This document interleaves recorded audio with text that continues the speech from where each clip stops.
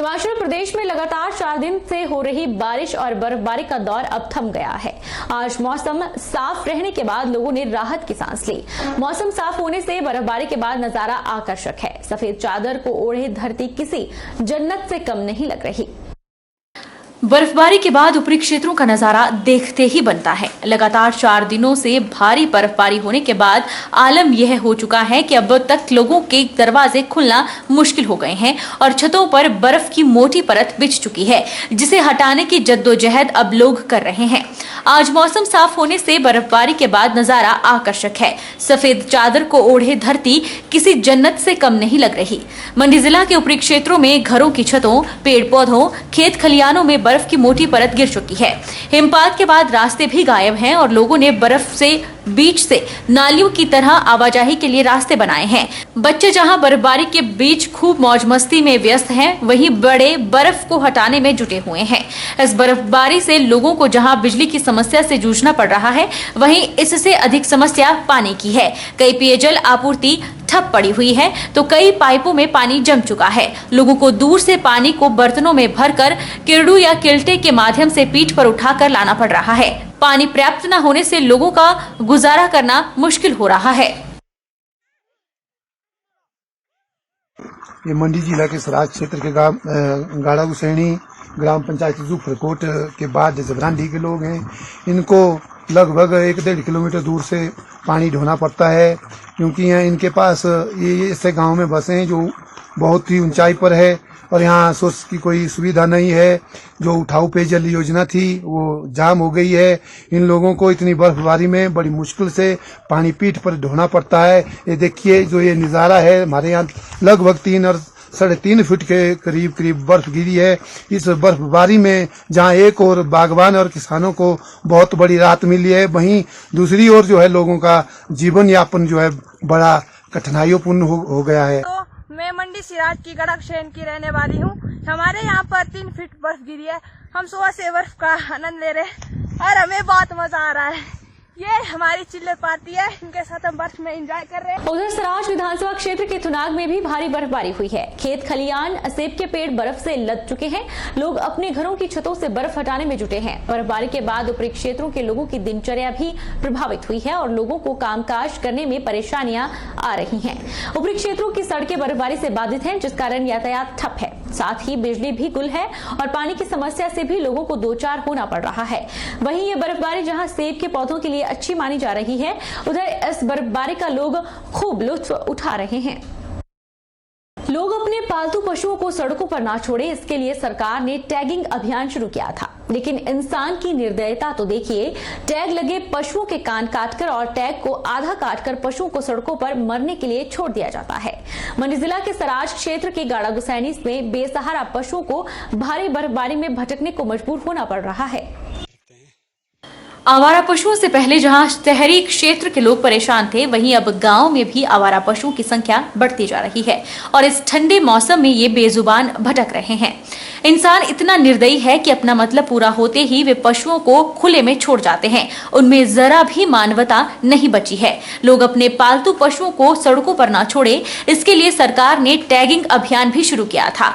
लेकिन इंसान की निर्दयता तो देखिए। टैग लगे पशुओं के कान काटकर और टैग को आधा काटकर पशुओं को सड़कों पर मरने के लिए छोड़ दिया गया है। इस सर्द मौसम में बेजुबान पशु इधर उधर भटक रहे हैं। वहीं मंडी जिला के सराज क्षेत्र के गाड़ा गुसैनी में बेसहारा पशुओं की तादाद काफी बढ़ गई है।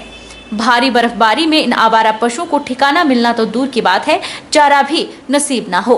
लेकिन गाड़ा गुसैनी के स्थानीय युवकों ने इन बेसहारा पशुओं को आश्रय भी दिया और चारा भी। हर वर्ष यह युवा इसी तरह से बेसहारा पशु की रखवाली करते हैं। इन युवाओं ने सरकार से ऐसे लोगों पर सख्त कार्रवाई की मांग की है जो पशुओं पर इतने अत्याचार कर उन्हें सड़कों पर छोड़ रहे हैं। तो भी जितने भी डंगरे गांव से आ रहे हैं, बाजार की तरफ आ रहे हैं, बिल्कुल कईयों के कान काटे गए और टैग भी काट दिए गए हैं। हाँ जी, हाँ जी। लोग जो भी सरकार ने टैग लगाए, इन पर सख्त कार्रवाई लिया जाए। कितने घरों में कितने जानवर थे और कितने टैग अभी भी सलामत है, कितने के पास नहीं है। मंडी जिला के उपमंडल पद्धर के जुटिंगरी में भी पहाड़ बर्फ से गुलजार है। घर के आंगन में गिरे बर्फ में बच्चे खेल रहे हैं और अब बर्फ से ताजमहल शिवलिंग बना रहे हैं। क्षेत्र में बारिश और बर्फबारी के बाद ठंड भी बढ़ गई है, लेकिन आज मौसम साफ रहने से लोगों ने राहत की सांस ली। मंडी जिला के उपमंडल पद्धर के जुटिंगरी में भी पहाड़ बर्फ से गुलजार हैं। यहाँ चारों ओर बर्फ ही बर्फ नजर आ रही है। बारिश बर्फबारी से इतने दिन घरों में दुबके लोगों ने आज मौसम साफ होने से राहत की सांस ली और अपने घरों से निकले। घर के आंगन में गिरी बर्फ में बच्चे खूब खेल रहे हैं और बर्फ से ताजमहल शिवलिंग भी बनाए जा रहे हैं। क्षेत्र में बारिश और बर्फबारी के बाद ठंड बढ़ गई है। लोगों के काम भी प्रभावित हुए हैं। स्थानीय लोग भी बर्फबारी का मजा ले रहे हैं और बर्फ से कलाकृतियां बना रहे हैं। इनका कहना है कि यह हर साल बर्फ से शिवलिंग बनाते हैं।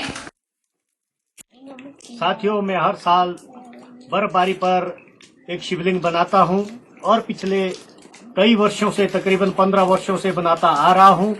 विभिन्न जगहों पर विभिन्न प्रकार के शिवलिंग बनाता हूं। बर्फ ये इसलिए मैं बनाता हूं क्योंकि एक तो हिमालय के आराध्य देव शिव भगवान हैं और साथ ही ये प्रकृति को समर्पित शिवलिंग। हम प्रकृति का आभार व्यक्त करते हैं, धन्यवाद व्यक्त करते हैं कि प्रकृति ने हमें बर्फबारी जैसी अमूल्य चीज दी, जिसके लिए ये शिवलिंग के तौर पर मैं उन्हें समर्पित करता हूं। कोरोना के बढ़ते मामलों को देखते हुए एक और जहां प्रदेश सरकार ने बंदिशें लागू की है, वहीं मंडी जिला स्वास्थ्य विभाग भी पूरी तरह से सतर्क है और कोविड की स्थिति पर नजर बनाए हुए है। कोरोना के बढ़ते मामलों को देखते हुए एक और जहां प्रदेश सरकार ने बंदिशों को एक बार फिर लागू कर दिया है, वहीं मंडी जिला स्वास्थ्य विभाग भी पूरी तरह से सतर्क है और कोविड की स्थिति पर पूरी तरह से नजर बनाए हुए है। मंडी जिला मुख्य चिकित्सा अधिकारी डॉक्टर देवेंद्र कुमार शर्मा ने बताया कि पिछले 5 दिनों में कोविड के मामलों की संख्या 13 से बढ़कर 166 हो गई है। हर रोज 20 से 25 एक्टिव केस सामने आ रहे हैं। उन्होंने बताया कि स्वास्थ्य विभाग कोविड के मामलों को लेकर पूरी तरह से सतर्क है। लाल बहादुर शास्त्री मेडिकल कॉलेज में स्थित मेक शिफ्ट हॉस्पिटल में 120 ऑक्सीजन युक्त बेड उपलब्ध हैं और वहां पर 2 रोगी दाखिल हैं। जैसे जैसे मामलों की संख्या में वृद्धि होती है और जिन रोगियों को हॉस्पिटलाइज करने की आवश्यकता होगी, वैसे वैसे चरणबद्ध तरीके से दूसरी कोविड फैसिलिटीज को एक्टिवेट किया जाएगा। डॉक्टर देवेंद्र कुमार शर्मा ने बताया कि जिला में 6 PSA ऑक्सीजन प्लांट उपलब्ध हैं, जिनमें 2 लाल बहादुर शास्त्री मेडिकल कॉलेज में, 1 जनरल हॉस्पिटल मंडी में और एक सिविल हॉस्पिटल सरकाघाट, सुंदरनगर और करसोग में स्थित है। 5 दिन पहले मंडी जिला में सिर्फ 13 एक्टिव केस थे, परंतु 5 दिन के बाद आज हमारे पास 166 केसेज हैं। हर रोज 20, 25, 30 तक जो है कोविड-19 के नए रोगी मिल रहे हैं। स्वास्थ्य विभाग की पूरी स्थिति पर नज़र है और जो हमारी तैयारियां हैं वो पूरी तरह से पहले ही हम लोगों ने कर ली थी। आज की दिनांक में हमारे पास 120 ऑक्सीजन युक्त बिस्तर श्री लाल बहादुर शास्त्री मेडिकल कॉलेज में जो मेकशिफ्ट हॉस्पिटल है वहाँ पर उपलब्ध है और सिर्फ 2 रोगी वहाँ पर दाखिल हैं। जैसे जैसे रोगियों की जिनको हॉस्पिटलाइज होने की जरूरत पड़ेगी, संख्या में उनकी बढ़ोतरी होगी, वैसे वैसे चरणबद्ध तरीके से हम जो हमारे दूसरी कोविड फैसिलिटीज़ हैं उनको एक्टिवेट करेंगे। जैसे कि सबसे पहले 50 बिस्तरों वाला MCH हॉस्पिटल सुंदरनगर में, सिविल हॉस्पिटल सुंदरनगर में स्थित है। जब देखेंगे कि वहाँ पर भी रोगी बढ़ने लगेंगे तो सिविल हॉस्पिटल सरकाघाट और सिविल हॉस्पिटल करसोग में भी 50 बिस्तरों को एक्टिवेट कर दिया जाएगा और संख्या में बढ़ोतरी होगी तो सिविल हॉस्पिटल जोगिंदरनगर और उसके बाद BBMB हॉस्पिटल सुंदरनगर में भी 50 बिस्तर हैं, उनको भी एक्टिवेट कर दिया जाएगा। और जो सिलेंडर हैं हमारे पास D टाइप 1322 सिलेंडर हैं, B टाइप 585 सिलेंडर हैं और A टाइप 100 सिलेंडर हैं और 869 हमारे पास ऑक्सीजन कंसंट्रेटर भी उपलब्ध है।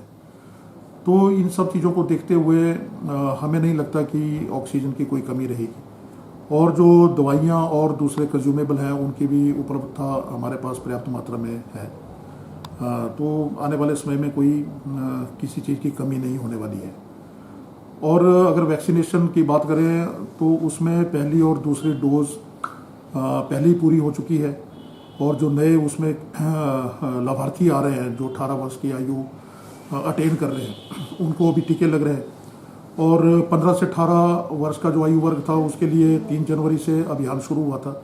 उसमें हम लोगों ने लगभग 90 to 95% तक लक्ष्य को